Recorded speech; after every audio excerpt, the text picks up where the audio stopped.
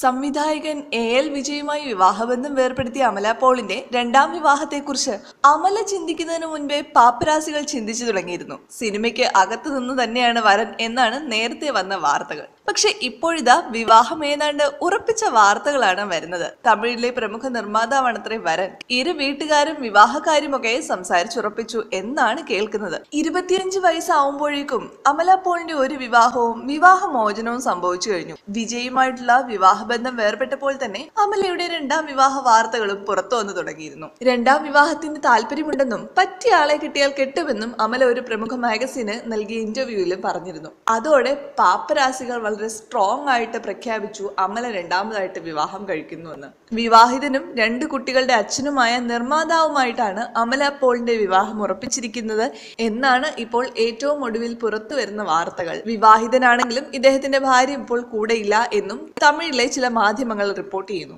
വിവാഹകാര്യം ഇരു വീട്ടുകാരും സംസാരിച്ച് തീരുമാനിച്ചു കഴിഞ്ഞു അത്രേ. പക്ഷേ ഈ വിവാഹത്തിന് ഒരു കണ്ടീഷൻ ഉണ്ട്.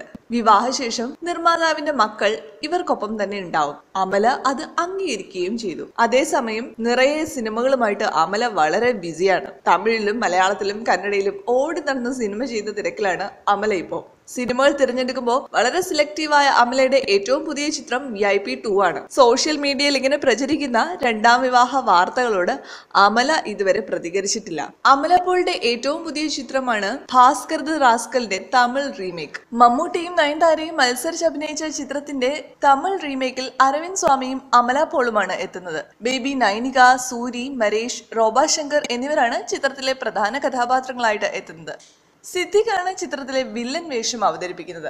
ചിത്രത്തിന്റെ ലൊക്കേഷൻ ചിത്രങ്ങൾ സോഷ്യൽ മീഡിയയിലൂടെ വൈറലായിക്കൊണ്ടിരിക്കുകയാണ്. കുടുംബ പ്രേക്ഷകർ ഇരു കൈയും നീട്ടി സ്വീകരിച്ച ചിത്രത്തിന്റെ തമിഴ് പതിപ്പ് എങ്ങനെയാണ് എന്നറിയാനുള്ള ആകാംക്ഷയിലാണ് പ്രേക്ഷകർ.